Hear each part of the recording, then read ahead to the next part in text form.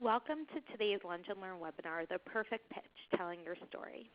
We invite those of you on Twitter to follow along and join in the conversation by tweeting to @JTFN or using the hashtag #TeenPhilanthropy. We'll be tweeting during this call. During the webinar, we're going to be learning techniques for making a succinct and meaningful pitch for any audience from the CEO of PresenTense Group, Naomi Korb Weiss. Naomi is being joined by Rose Youth Foundation alumna Giuliana Rodriguez, who will share her experience working with Naomi as a coach while she prepared to tell her Eli Talk story called Teens with Vision, Open Tent Jewish Youth Philanthropy.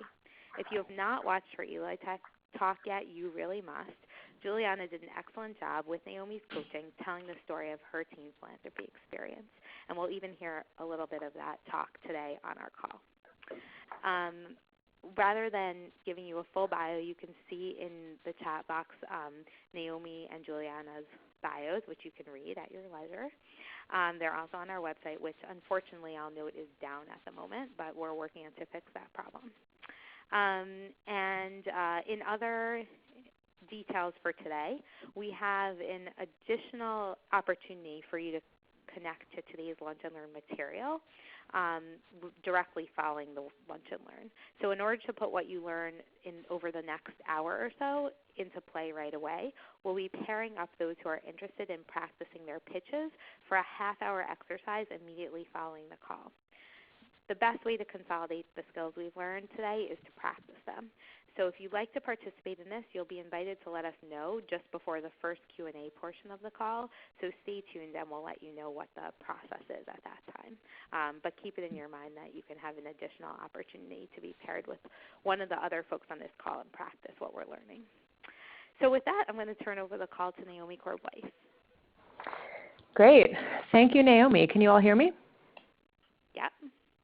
Excellent. So I am thrilled to be here. I appreciate JTFN having me and Giuliana, and we're excited to be a duo. And this has been a lot of fun just putting it together. And I also love to hear the spread of people on the phone here and different geographic areas and different organizations, I'm sure. So I look forward to hearing a bit about the different audiences with whom you interact and what are some of the challenges facing you that we can work through today. So this is exciting. We get to talk about pitching today, which has to do with just communicating what we love to do every day. So I'm sure we're all pitching every day as it is. I'm sure we're constantly on the phone, in person, telling the story of what it is we do and what the impact is that we create. And the importance of pitching is enrolling other people in many different forms. So it could be in getting constituents on board. It could be getting volunteers to give their time, partners, supporters, etc. And it's really all about having a story in a compelling, concise, powerful way, and that also shows people what's in it for them. So you can see here, because we're not just headless voices, you can see our pictures, myself and Giuliana. It's kind of funny to be doing this on webinar because it is so interactive, so we'll do the best that we can. And I just wanted to turn it over to Giuliana to say hello. We've had a great time working together, and I know that you guys will enjoy working with her as well. Hi, I'm Giuliana, and again, thank you so much for JTFN for not only having me on this call, but also making it possible for me to have traveled to New York in October to share a bit about my personal story and the impact that Jewish teen philanthropy has had on me, something that obviously really important to me. So to get to learn how to pitch it in an effective way is something that I think will be valuable for the rest of my life. Great. Thank you, Giuliana. Thanks, Giuliana. And what you'll get to hear today is a couple different modes of pitching and sharing what you do. So as Giuliana mentioned, she had the chance to actually spend 18 minutes, I believe it was, in front of a room full of people and a live stream of many, many more, sharing her story that included personal details and that included a professional story, I would say. And we're going to take that all the way down to sharing what you do in 30 seconds. And the other reason that we're all here today is that we're all connected in some way to the Jewish teen philanthropy world. I know that a lot of you have a piece of that likely in your work. And even if you don't, that you're working with teens, that you're working with youth or parents or people who are engaged in community building in a lot of ways. And in many cases, philanthropy is one of those key touch points. So just a quick agenda to let you know what we're up to today. And we're going to be pretty targeted and pretty efficient here. But we're going to talk a little bit about why pitch, what's the importance of it, what does it accomplish, who's your audience, considering, who are you talking to and what is the best way to reach them. We'll look at a formula, not the only formula, but a way to devise a pitch and to be prepared in the best way that you can.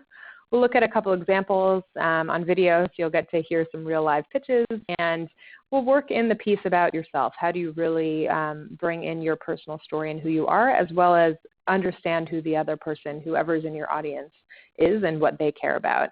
And then you will have the chance to practice the pitches. As Naomi said earlier, I hope you can take the opportunity to spend the last half hour buddying up with someone and putting into practice what you learned and really just getting out there. And as Naomi said, practice makes perfect. So the more you do it, the more comfortable you feel. Is there room to start asking people questions, Naomi, or should I hold off on that? No, I think we're good. You can do that. Okay. Well, you guys can chat or whatever way is easiest. But I'm curious how many people feel like they do pitch kind of regularly, sharing the work that they do, a project that they're quote unquote selling. Is this kind of a common thing that shows up in your work? So do we want to have everyone fill oh no, that's not quite where we are yet. Yeah, we'll get there in just a minute. Why don't we have everyone put your answers to that question in the chat, and I will share them with everyone because only the presenters will be able to see what you've chatted. So great. And give us a little information about how you do that. Naomi, if you want to repeat the directions. Sure. If you can just share, do you find yourself pitching day to day in your work what you do, who you're, if you're trying to get people to show up to a program, to partner with you, to volunteer, does pitching feel like already a regular part of your work?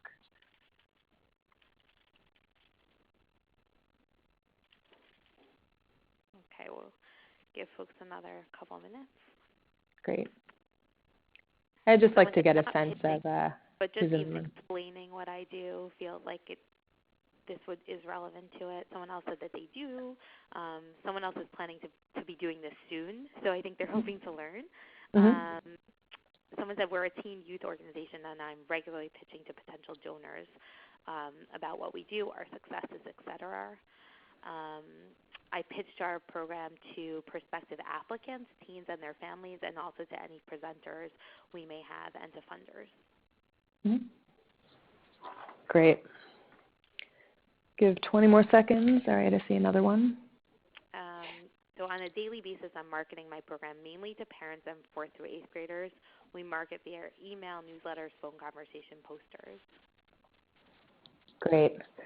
Thank you guys so much for sharing. I think, Glenn really said it well, which is that this comes up on a daily basis. We have one more here from Ben. Yep. Oh, hi, Ben. Regularly pitching the work of the Rose Youth Foundation and really going a little deeper. And I think that that's exactly right. We're all pitching every day. We may not think of it that way. Some of us may feel that pitching sounds salesy. It's not a bad thing. I think especially in the work that we do in the world that we're in, we love what we do, right? I'm going to speak for us. Many of us feel passion toward the work and the impact that we create in the world. So the more that we can share that with people, the better. And most of us don't work in a vacuum. Most of us work in a community where we're constantly looking to build community and engage. So that brings us to slide 4, which is that you just got to start by telling people what you do. And I know that sounds obvious, but that's actually what pitching is. And not only telling people, but engaging them and telling them in the most concise, compelling, and engaging way possible. And that's really what we're going to work on today, is taking what for some of you may feel like you could talk for 20 minutes about one single program. How do you make that really chunkable? How do you bring that to an elevator, 30-second ride, or conference, or something like that? And I know that a lot of you have worked on this before, and I feel that you can never practice too much. And in fact, if we had another webinar, which maybe we will, we would spend time pitching ourselves. So, who am I? What is the professional experience I bring? What am I passionate about? And that's a really important story. So I just want to start by looking at our various audiences. I have a sense of who you are in terms of your organizations and where you live, but some of you already mentioned in the chat you're working with lots of different segments. For the purpose of today, I'd love for you to pick one audience that you're thinking about that you either currently or soon will be pitching to. So are you running a program this summer and you're looking to recruit participants? Are you building a parents group and you're looking to hear from them what they want to do?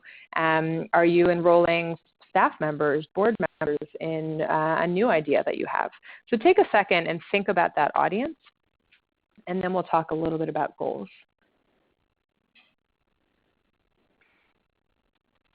And again, you want to try to focus on one primary audience for today, although I know that there are tons. So let's get some stats. We have a fancy little poll here. We're on slide 6 if you're following along. And we'd love to hear if you had to pick that one target market that you're focused on right now for one particular thing, who is it who you're pitching to? So I'm assuming you guys can see the screen. There are 8 different check boxes. If you pick the primary audience you have in mind, check the box, press submit, and in a minute we'll start seeing some results. Once you submit your answer, you should be able to see the results. Great.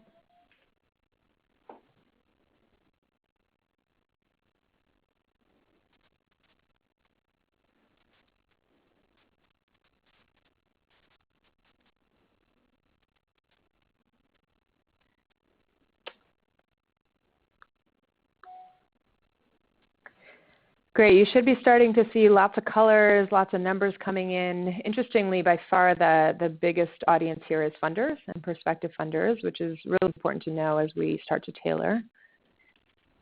I'm assuming you all can see, but I'm just going to do a little recap as we wait for 1 or 2 more. There's a real spread. I mean, every single population here is represented. So people are pitching to teens, parents, lay leaders, community leaders. Again, over 50% of you chose funders. Teen Foundation alumni is a peer group for some of you, or a constituent group. And then press and reporters, which is kind of a whole other ballgame. If anyone wants to send anything in the chat box, any comments or any questions, feel free. But in the meantime, just digest this, and this is helpful for me just to get a sense of who is it that we're talking to. So because the 2 biggest groups that popped up here are funders and parents, that's a really interesting group. That's a group of, I'd say, high stakes stakeholders, people who probably care a lot, have a lot of opinions about what our youth are out there doing and the impact it's having on them from different perspectives, right? And actually the teen bar here is growing. So let's go back to the slide right before and just think a little bit about your goal as well. You know your target audience now. You know whatever it is that you're pitching or selling or sharing. What is your goal in sharing this with them? Are you looking to get teens to sign up for a program? Are you looking to first enroll their parents to get their kids to enroll? Are you looking to engage a new funder or an existing funder in your vision, in something that you feel passionately about, you want to build and create, and you want to get them on board? And as you think about your goal, also start to think about what's the context. Where might you meet these people? Do you have opportunities to sit down and have hour-long conversations? Are you catching them on the fly at an event? Are you calling them? Are you tweeting at them? What is the medium and what is the goal? So if you haven't yet, even jot that down. I think it'll be helpful to frame as you start to build your pitch.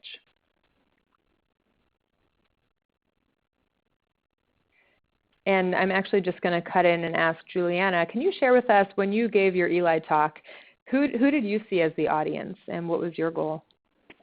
Sure, I'd be happy to.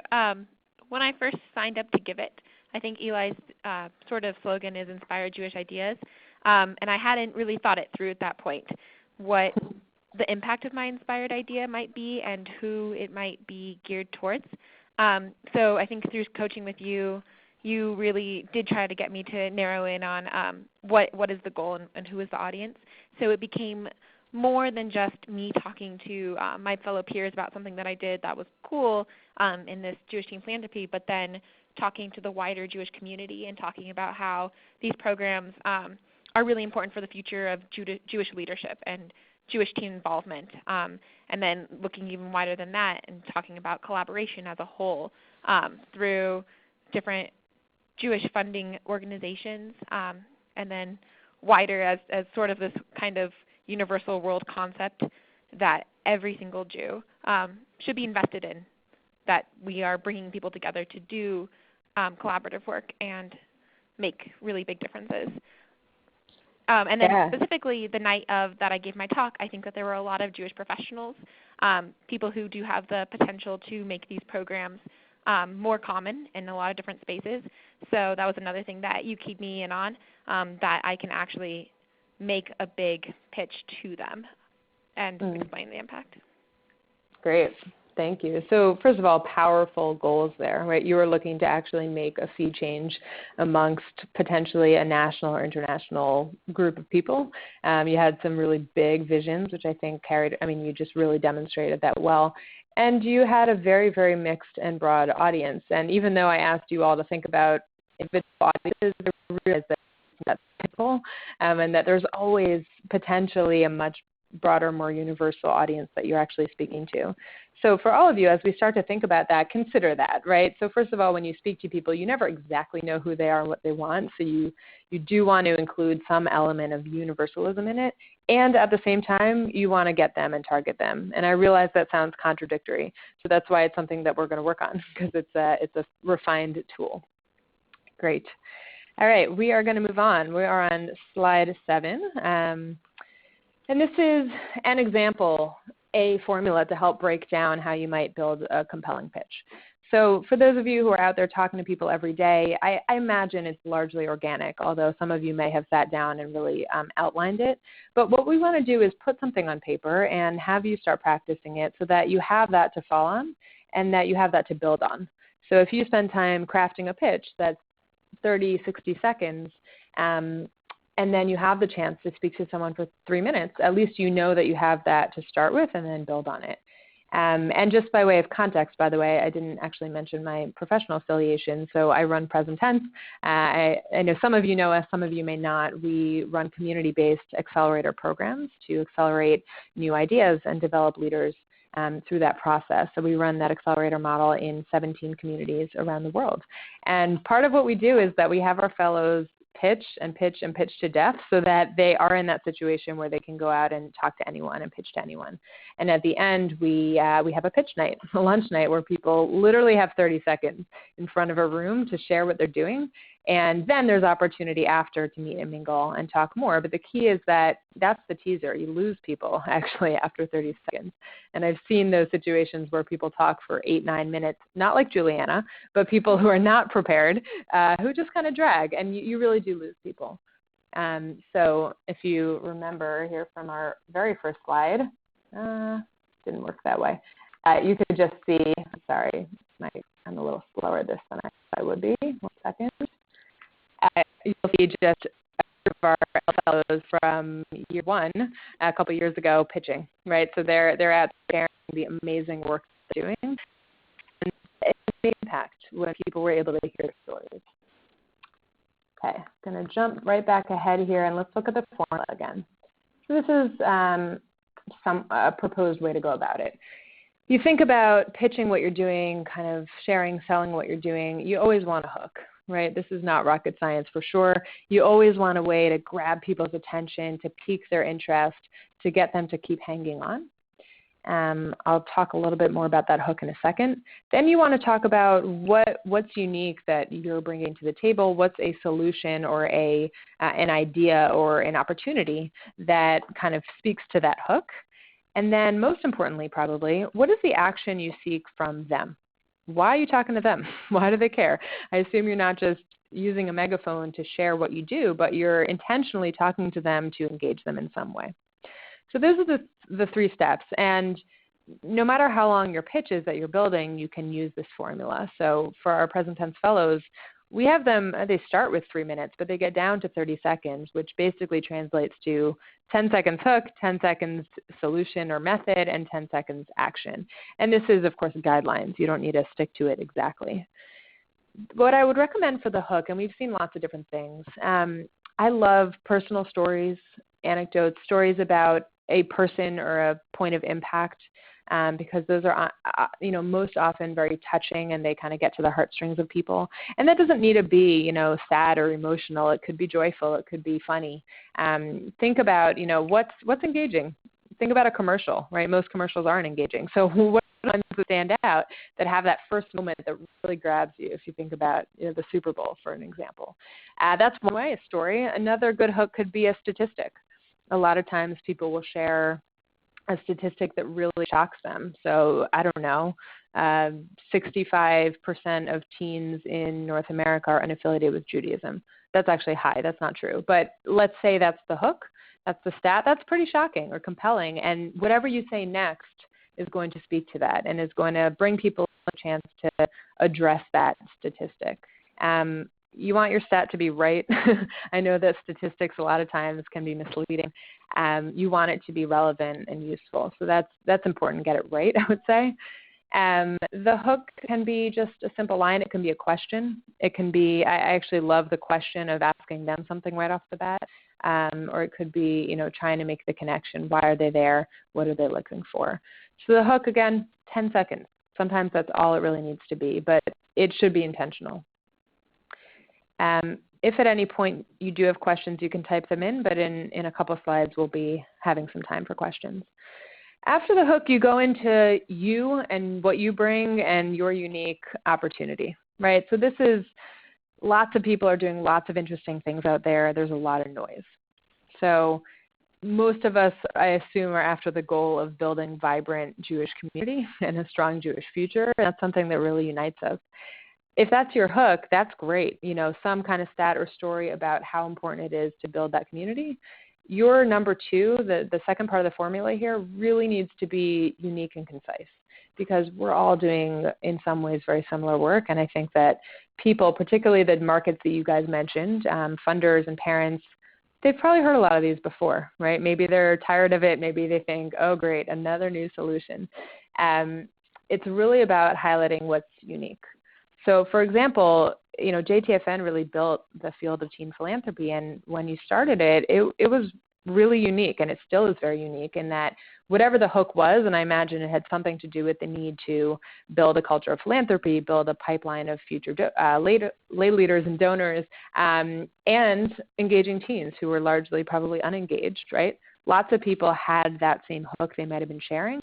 What was unique about what JTFN was bringing to the table was its model, was really empowering teens to make giving decisions and the way that they structure it in different cities, and that's what's unique. And the third section, again, is action. So now you've shared something that you hope piques their interest, and hopefully you've done a little research on who they are, and we'll talk about that in a minute. Then you've shared what you bring to the table, what you're pitching, what your solution is, what you want them to consider, what your new idea is, and then is the action. So for many, many times it's you want them to sign up, whatever that looks like. You want them to show up, to do your program, to buy your product, to whatever. That's kind of the traditional sale. Sometimes it's not that, right? Sometimes you want them to be a partner. You want them to introduce you to someone. You want them to share your story, to fund what you're doing. And that's where the intentionality really comes in. And also having done your thoughtful research, or at least just thinking about where are they coming from. And I just want to skip ahead to the next slide because this piece is really important. I realize this is a ridiculous picture, but we like to talk about ninja pitching because I do think that a lot of people, when they talk about what they do, they really talk about themselves or even their own organization or their own vision or vantage point.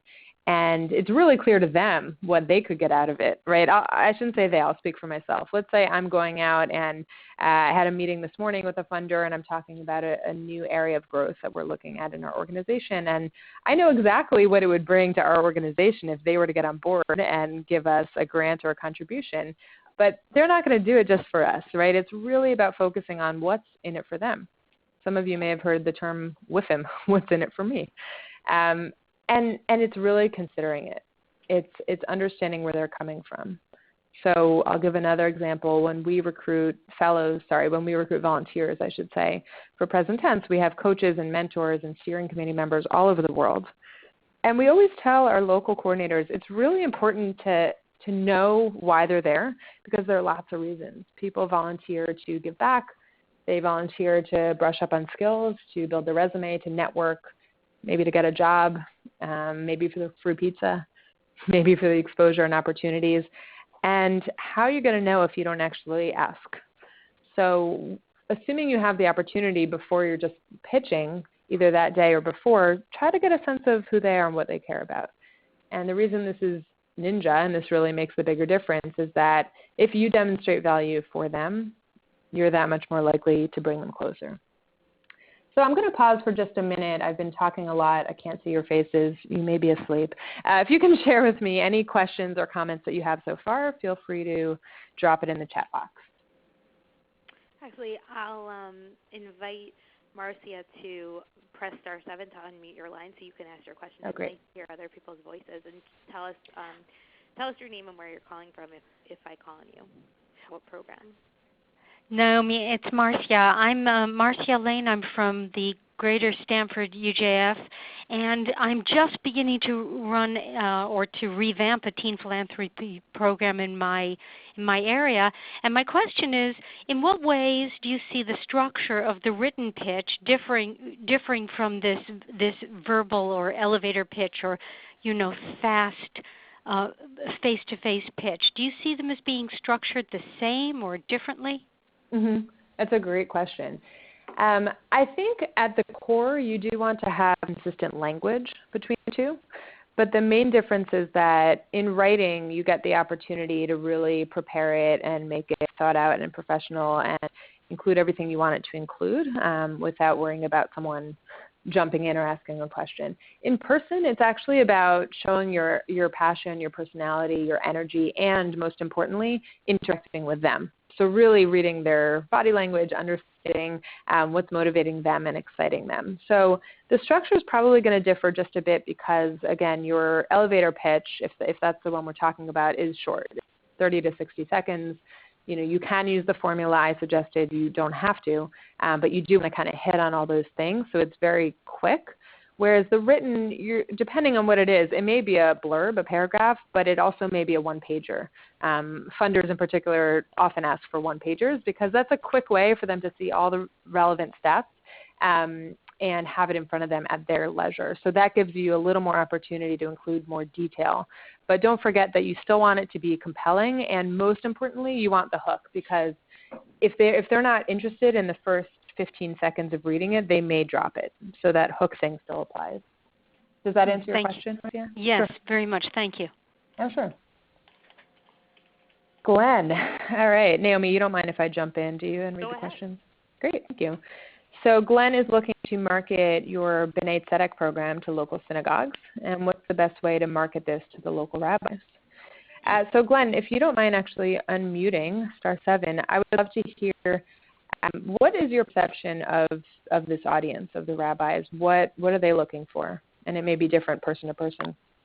Well, so what we're trying to do, because this year we kind of I just started in October, and getting the information out for the B'nai Mitzvah kids for our B'nai Tzedek program got out late, so we didn't get really that many kids participating this year. So we're looking at a long-term marketing plan, and one thing we want to work with is the local synagogue, since obviously the kids are having B'nai Mitzvahs there, just to work with them and get them kind of to work with the rabbis, so they or with the local synagogues really in general, so they can talk to the kids about B'nai Tzedek as well, and the importance of tzedakah, et cetera, just in general. Mm-hmm. So just trying to figure out what the best way is to pitch that to them and get them on board, because sometimes one rabbi will want this, one just kind of like to get them on board. Yeah. Naomi, this is Naomi Scott-Richter. Maybe we could take one or two suggestions from other folks on the call for what, like being familiar with Jewish teen philanthropy work. What do you think? It sounds like you're looking for what the value is, like what's in it for a rabbi. Right. Recommending someone to a Jewish teen philanthropy program, or what the hook is for them. Maybe some folks on the call using *7 to unmute yourself can tell us what you think or what you use.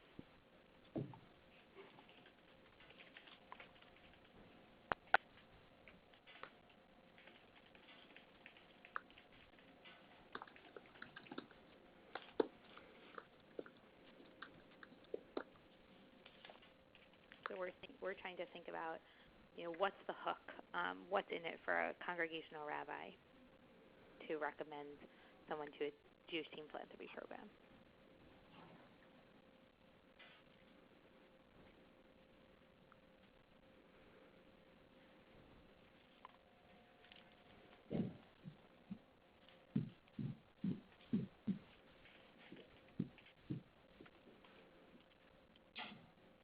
Naomi, am I still unmuted? Yes, Yeah. apparently. Oh, so this is Marcia. And the thing that I was thinking of, because I was speaking with a congregational rabbi this morning, was that to have a teen participate in my program was to foster a teen leader within his own synagogue. That by sending that person out into the community, it strengthens his relationship within the synagogue as well. Oh. Now, how do I mute myself? Oh, *6 to mute. Thank you. Thanks, Marcia.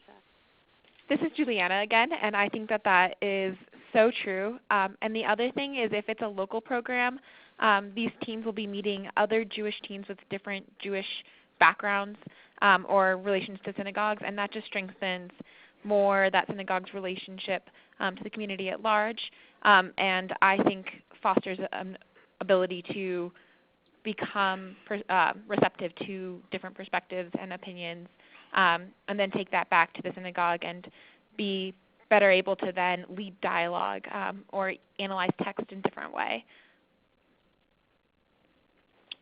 Okay. Yeah, that's kind of one challenge.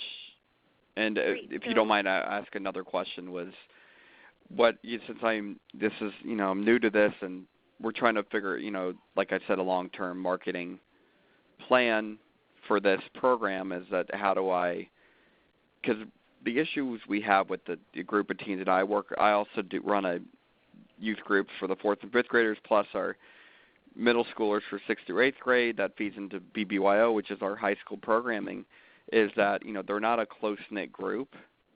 So getting them to commit to this as a team is what we're working on that right now. So hopefully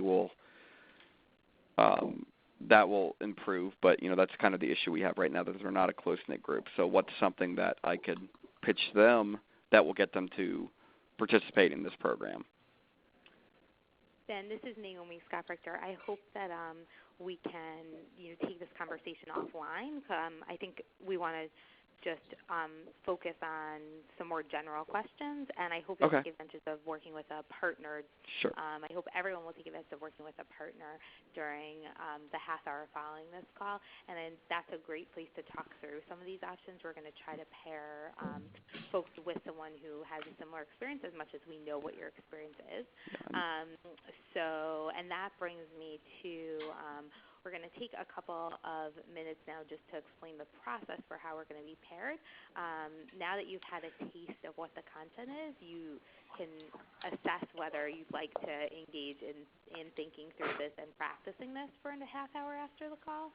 And then we'll go back and actually hear some samples of pitches and see what we can learn from them. So first of all, confirm you're free from 1:30 to 2 if you want to sign up for this opportunity directly following this call. Then all you need to do is chat to all co-presenters, which is one of the options in the chat box on the left side of your screen, with your name. I know it says it also, but just also put your name and the best phone number that you could be reached on after this call. And Daphna at JTFN will be pairing you up with someone. Again, we're trying to pair with someone who's going to be a good match. Folks who work in Jewish teen philanthropy, specifically paired with one another. Folks who work in the general teen world as well. I know some of you are on the call. And then we will chat back to you who your partner is, and if you are calling them, their phone number. And then after the call, we're going to ask you to hang up to take 2 minutes, and then the person who's doing the calling to call the other person. So just take a minute, think about whether you want to take advantage of this opportunity, and then put into the chat your name and phone number.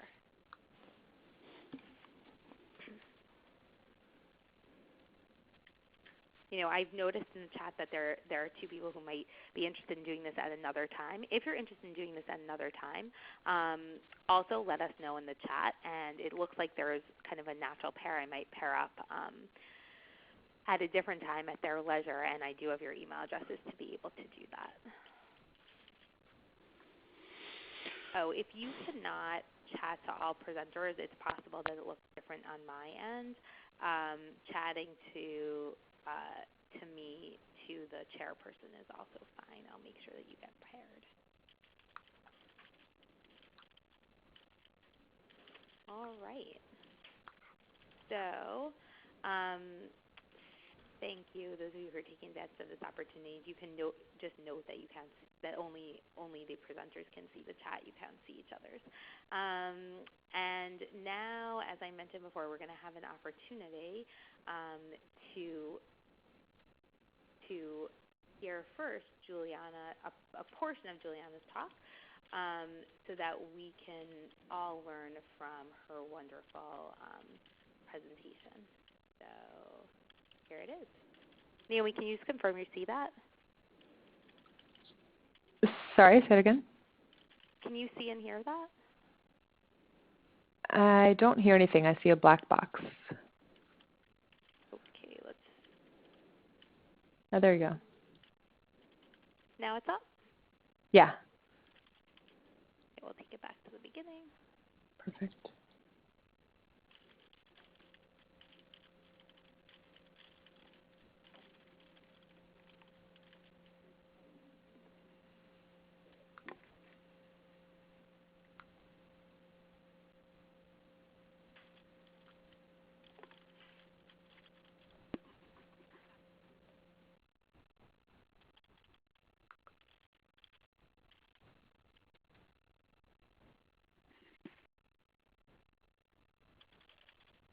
Are folks hearing that or only seeing it?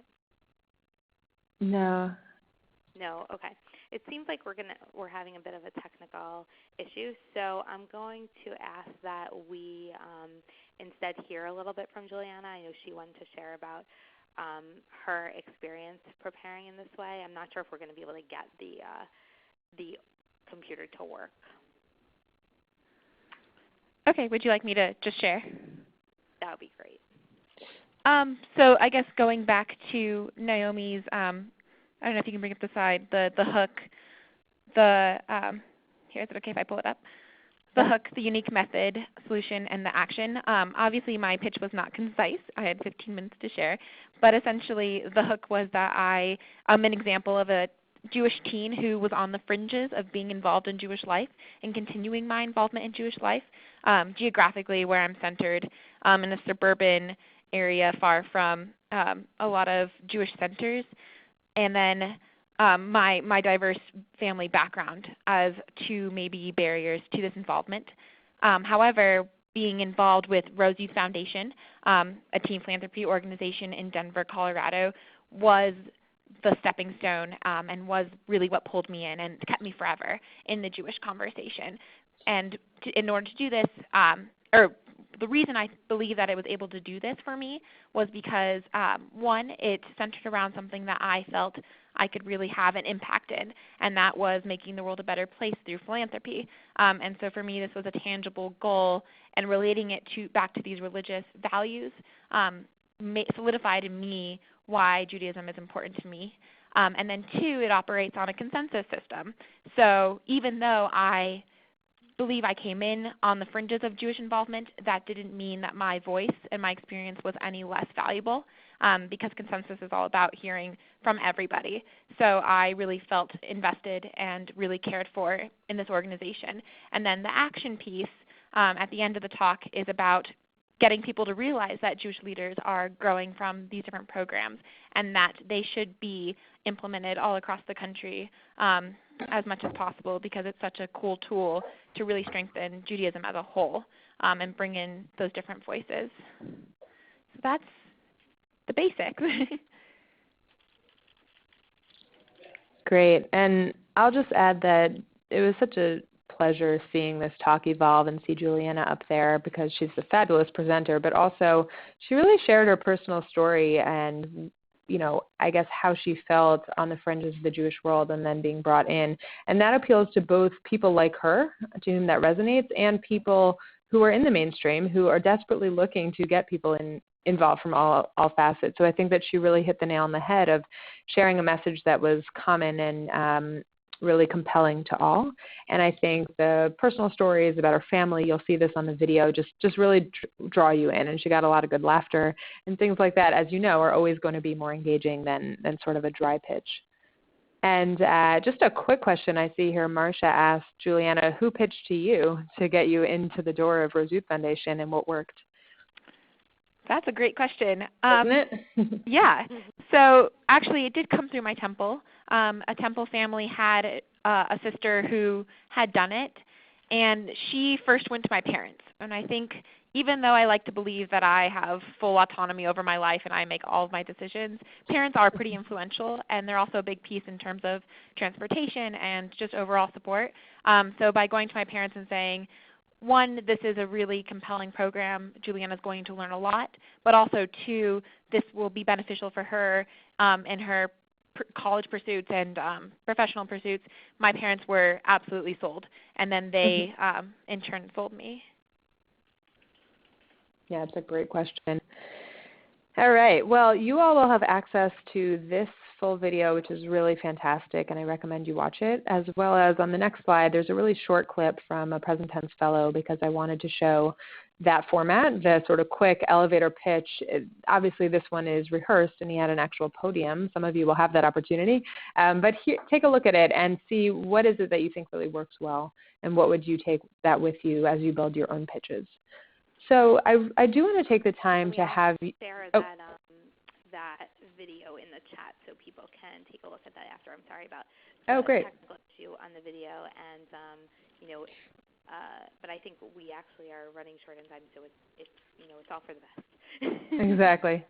And I will take that moment to say that technology often doesn't work, right? We all know that, and I think that only underscores the point that ultimately we and our passion and the work that we do is really what engages people.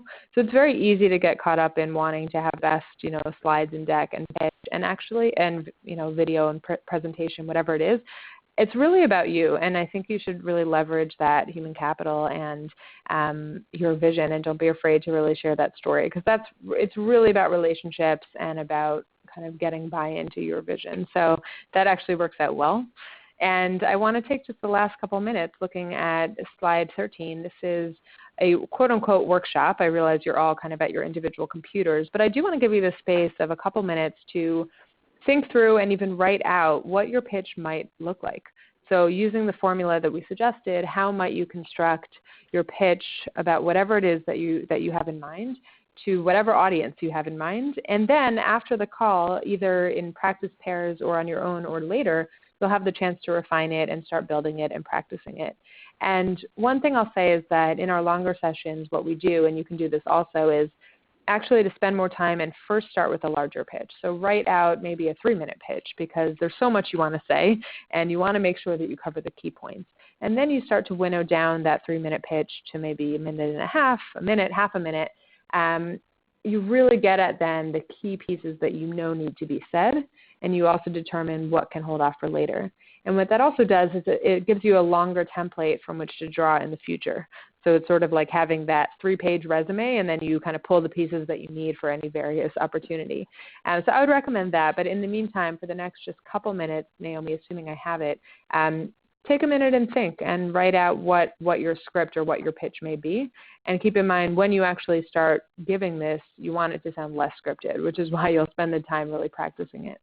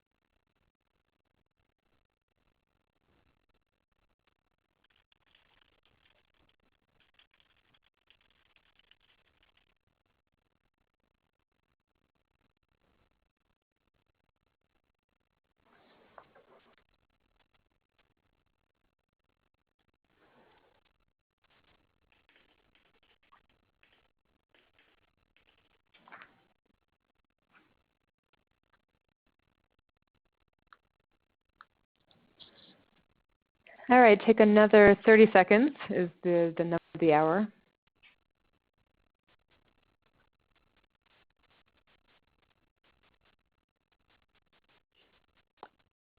Here is the moment of truth. In our final minutes, I would love to hear from someone. Anyone want to practice their pitch? Jump in. If it's terrible, don't worry. We'll tell you. We'll help you make it better. We'd love to hear what someone put into play here.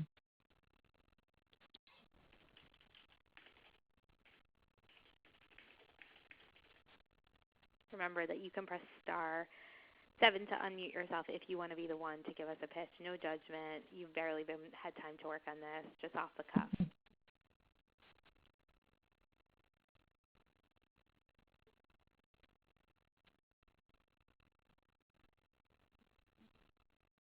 All right. Can I persuade Naomi or Daphna or anyone else to practice a pitch? All right. I'll go under the sword. This is Naomi Scott. What a good sport. What was that? What a good sport. All right. I've had the opportunity to work a little on something like this recently, so I have a few notes. We'll see how it goes. Ask any of my friends, and they'll tell you that I adore a few things. Jewish summer camp, a volunteer-run conference of Jewish learning called Limud New York, and Shabbat meals with friends and family. What do all these have in common? They bring Jewish traditions, leadership, and build communities. It's no surprise then that I work to spread the word about Jewish teen philanthropy programming. Jewish teen philanthropy programs also accomplish these three things: Jewish values education, teen leadership development, and community building, all through a strategic grant-making process. So we've heard the alarm sounding. Everyone's concerned. They're concerned about the future of Jewish giving. They're concerned about the next generation. But Jewish teen philanthropy provides a way to show the teens in your community that they don't need to wait. They're already leaders in the Jewish community today, and they'll continue to lead as they get older. So what should you do? First, see whether your Jewish community has a Jewish teen philanthropy program. Second, start that program. Find the right institution and bring this amazing change to the Jewish community through Jewish values education, leadership development, and community, things that I love and I know are important to you. Amen. Well done. It wasn't actually timing, I will confess. It was probably right about a minute, which I think was great. I didn't get bored. I thought it was really fast-paced and compelling and concise, and it was really well done. Congrats. I know, I can hear everybody clapping. And thanks for jumping in. See, it's amazing what you guys can create in a really short time. And what I noticed was a great personal start. I got a sense of who you are and what you're passionate about, how you started to connect the dots between what you love to do, how you want to share that with other people, and the unique solution and methodology that you and your organization bring to the table, and then most importantly, how to get them involved and what's in it for them. And I think you really just did that seamlessly, and you could take that exact structure and tailor it slightly for probably all of your audiences with minimal work. So you all should see this as an investment. If you spend the next half hour working on this, then you have that to draw from, and it'll be so much easier every time you get on the phone, every time you meet someone at a conference, to really share that story. I just want to open it up. Oh, Giuliana. Go ahead. I learned from Giuliana, who was the best, I just want to say. Yeah. No question. And I hope that you all can see the connection between that quick, what feels like a formulaic pitch, to the longer story that Giuliana was able to share and everything in between. That it's really all the same skill and a similar formula, and it's really all about the engagement of the other person and of the audience. It's just about how you structure it and being prepared to do that in the best way. Because the biggest shame would be if you meet someone and they're interested in hearing about what you do and you just don't have that kind of pitch or sharing ready to go. And I think that now you will be. So I hope this was helpful. It was a lot of fun on my end. I appreciate you guys being good sports on the webinar format. And there's a couple minutes left. I'm happy to stay on the line, hear any questions. My email is here on the last slide, so I'm available virtually if you want to follow up. And I hope that you all take advantage of practicing in pairs. And thank you, JTFN, for having me. This is great. And Giuliana, I hope we continue to partner for a long time because this is really fun. Yeah, thank you so much. Yeah, if anyone has any other questions for Naomi or for Giuliana, now's the time.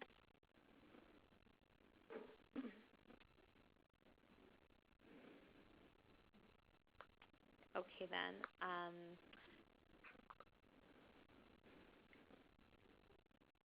Here is the formula you can follow if you're being paired with someone: introductions, a 5-minute brainstorm to give you some more time to work on that pitch, taking turns practicing your pitch, and sharing feedback with one another, and then using that feedback to practice one more time. So that's a good way to fill the next half hour. And it doesn't look like we have any final questions in the chat. So with that, I just want to thank all of you for participating today, and a special huge thank you to Naomi and to Giuliana. Personally, it was a big treat to be able to work with the two of you in preparing for today. And I really am just putting in a huge plug for Giuliana's talk. If you haven't caught it yet, I hope you will check it out. She really does an excellent job showing what a full-length pitch can look like. And I'm sorry that we weren't able to watch part of it on today's call.